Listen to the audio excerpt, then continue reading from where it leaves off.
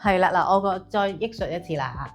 想像鼻孔吸氣嗰啖氣進入去到氣管，入到肺，然後去到肺嘅最底部，橫膈膜向下膨開，沉落去。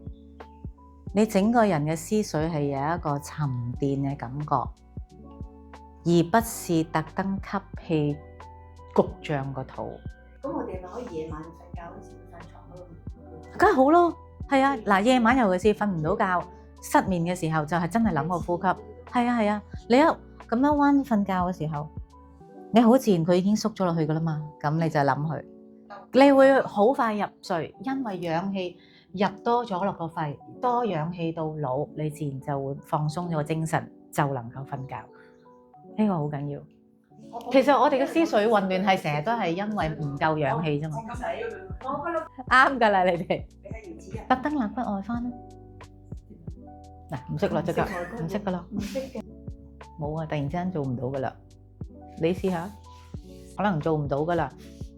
算啦，你哋唔好做啦。嗱，我做。佢已經正常咗。正常咗係突然之間會做唔到㗎。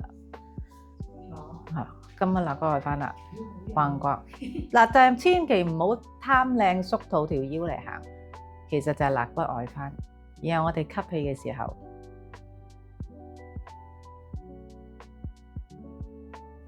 吸氣要縮肚喎。冇縮肚啊！我吸氣嘅時候，只不過係將佢沉翻落去。冇。唔難做㗎，其實真係唔難做。